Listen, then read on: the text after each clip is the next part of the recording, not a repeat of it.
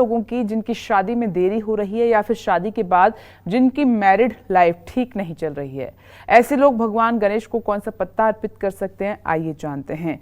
पंडित जी, हम 10 पत्तों की बात कर रहे हैं जो हमारे जीवन में अलग अलग परेशानियों को दूर करते हैं। अब जबकि हम बात कर रहे हैं शादी की, किसी की अगर शादी नहीं हो रही है, अगर कोई मैरिड है और मैरिड लाइफ ठीक नहीं चल रही है, तो वो कौन सा चमत्कारी पत्ता है जो भगवान गणेश को हम अर्पित कर सकते हैं?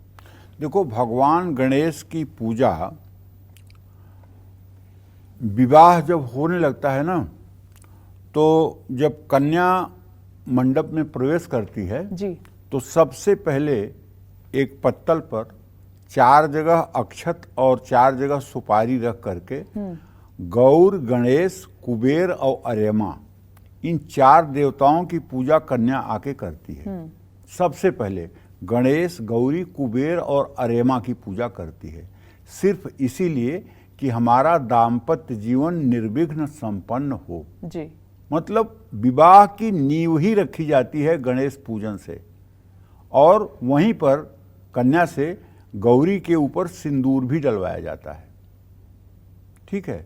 और गणेश, गौरी, कुबेर, अरेमा की जब पूजा कर लेती है तो कन्या फिर अपने गुप्तागार माने कोहबर जिसको कहते हैं, वो अपने कमरे में चली जाती है और तब वर को बुलाया जाता है जी। और वर का पूजन आरती करने के बाद जब कन्यादान की प्रक्रिया शुरू होती है तब फिर लड़की को बुला करके लड़की का पिता उसे अपने सामने बैठाता है और कन्या का पुष्प, धूप, दीप, गंध, अक्षत से कन्या के माता पिता पूजा करते हैं और उसके कन्यादान का प्रधान संकल्प करते हैं और दोनों तरफ के विद्वान ब्राह्मण साखोच्चार करते हैं। साखोच्चार उसको कहते हैं, लड़की के 4 पीढ़ियों का नाम और लड़के के 4 पीढ़ियों का नाम लेते हुए साखोच्चार के मंत्रों को पढ़ा जाता है 3-3 बार जी।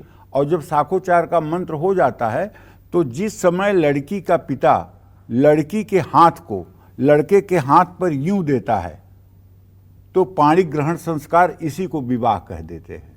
अगर आप किसी कार्ड को भी शादी को देखिए तो ऐसे हाथ छपा हुआ आपको दिखाई देगा। पाणी माने होता है हाथ, ग्रहण माने ग्रहण करना, यही विवाह हो जाता है। मतलब लड़की का हाथ लड़के के हाथ में होते ही विवाह हो गया, लड़के का अधिकार लड़की के ऊपर हो गया।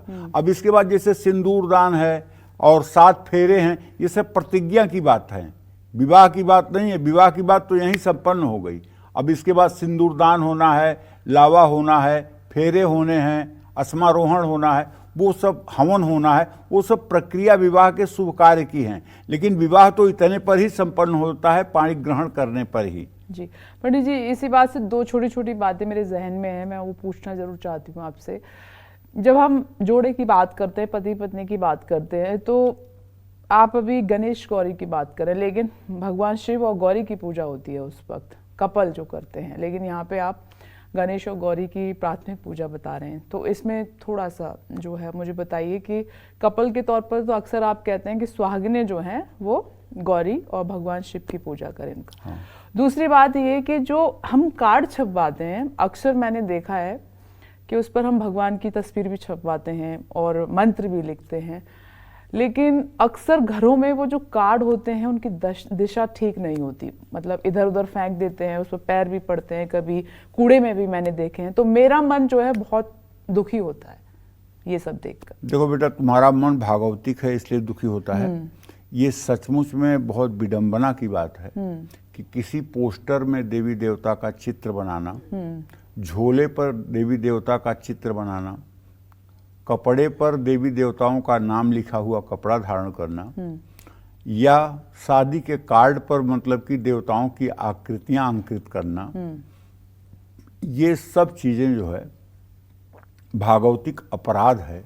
क्योंकि ऐसा करने के बाद आप उसे डस्टबिन में जाने से नहीं रोक पाएंगे, आप उसे कूड़े में जाने से नहीं रोक पाएंगे, ये आपका भागवतिक अपराध बनता है। जैसे एक होता है नामापराध, एक होता है धामापराध, एक होता है मतलब कि जो है भगवता अपराध। जैसे धामापराध है, आप किसी धाम में गए, काशी गए, वृंदावन गए, केदारनाथ गए, वहाँ जा कर के आपने कुछ ऐसी सांसारिक क्रिया कर दी जो धामापराध बन गया, अब ये पाप आपका कभी नहीं कटेगा। नामापराध है, कोई मतलब कि भजन कर रहा है, उसके भजन में आपने खलल पैदा कर दी, ये नामापराध हो गया। अब इसी तरह से तमाम प्रकार के अपराध होते हैं। भागवतिक अपराध ये है कि देवी देवताओं की मूर्तियों को आपने पोस्टर लगा दिया, अब वो पोस्टर टूट करके गिरेगा और नालियों में जाएगा, इसका दोष किसको लगेगा? आप व्यवसायी हैं, झोले पर आपने भगवान का चित्र बना लिया है, उसमें आप सामान बेच रहे हैं, जब वो झोला खराब होगा तो कहाँ जाएगा? तो इसलिए इन सब चीज़ों से बचना चाहिए, इन सब मतलब की चीज़ों से बचना चाहिए। कार्ड जो शादी का है वो बिना भगवान की तस्वीरों के छपवा सकते हैं, या अखबार की स्थिति भी अमूमन यही होती है, उसमें हम देखते हैं तो अखबार की स्थिति कोई घर में बहुत अच्छी नहीं रहती है, पैरों से पड़ता है, हम कुछ कचरा भी साफ कर देते हैं उससे। तो इसीलिए आज जो भी कालचक्र के दर्शक आपको सुन रहे हैं, तो मैंने इसलिए स्पेशली सवाल आपसे पूछा कि हम इन सब चीजों से बच सकते हैं, बिल्कुल बचना चाहिए और बचने का हर संभव प्रयास करना चाहिए। और जहां भी हमें देवी देवताओं का चित्र मिले उसे हमें सजो कर रखने की चेष्टा करनी चाहिए। देखो ऐसा तो है नहीं चित्र नहीं बनेगा, चित्र तो बनेगा, पूजा पाठ कैसे होगी? क्योंकि हमने भगवान को तो देखा नहीं है।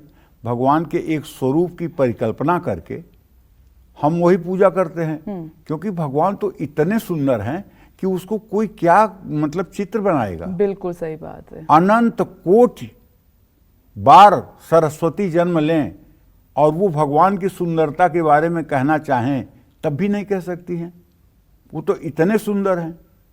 मतलब कागज पे नहीं, हृदय में भगवान राम जब जनकपुर में अमराई में जाते हैं और सीता जी उनको देखती हैं, उनके श्यामल वर्ण को, सीता जी कहती है ये तो पूरा आकाश ही नीला हो गया है, ये पूरा आकाश ही नीला हो गया। प्रभु के नील वर्ण को देख करके सीता जी को लगता था जैसे पूरा आकाश नीले वर्ण से आच्छादित हो गया है और तारे टक टक टक टक दिखाई दे रहे हैं जी। तो कहने का मतलब प्रभु के सौंदर्य का वर्णन करने में कौन सक्षम है? कोई सक्षम नहीं है। लेकिन आपने बहुत अच्छा प्रश्न पूछा है और मैं कभी तो मेरे मन में आता था लेकिन संयोग से मैं बता नहीं पाया लोगों को। हाँ, कार्ड ओर्ड छपाते समय देवी देवताओं का चित्र और मतलब कि इन सब बातों से थोड़ा परहेज करना चाहिए। और अगर आप व्यवसायी हैं तो आप किसी झोले पर या अपने कपड़े पर, अब जैसे आपने अपने कपड़े पर लिखवा लिया सीताराम सीताराम, अब ये कपड़ा वहीं बाथरूम में आप धोएंगे, वहीं बाथरूम में सीताराम का निचोड़न पानी जाएगा। अगर आपने राम राम की वो लिया है, अपने ऊपर चादर ली है, तो उसको गंगा आज पवित्र नदियों में ही धोएं और उसका जल निचोड़ करके किसी अच्छे साफ स्थान पर डालें। इतना सब चीज़ें तो सोचनी चाहिए। हाँ, जिन लड़के लड़कियों की शादी नहीं हो रही है वो बेलपत्र पर कुमकुम और पीला चंदन लगाकर ओम उमा पुत्राय नमः कहते हुए भगवान गणेश को बेलपत्र अर्पित करें। गणेश जी को मोदक और बूंदी के लड्डुओं का भोग लगाएं। सोमवार, अमावस्या, संक्रांति, चतुर्थी, अष्टमी, नवमी और चतुर्दशी के दिन बेल का पत्ता बिल्कुल न तोड़ें। वैवाहिक जीवन में अगर परेशानी आ रही है तो पति पत्नी एक दूसरे से दूर अगर हो गए हैं तो एक सफ़ेद कनेर का फूल, उसका पत्ता गंगा जल से धोकर भगवान गणेश की मूर्ति के सामने रख दें और ओम गजमुखाय नमः इस मंत्र का यथासंभव जप करें। गणेश जी को शहद और गाय के शुद्ध घी से बनी चीज़ों का भोग लगाएं। तो इससे अगर दाम्पत्य जीवन में उलझन चल रही है तो उसमें सकारात्मक सुधार की संभावना बनती है। जय मां विंध्यवासिनी।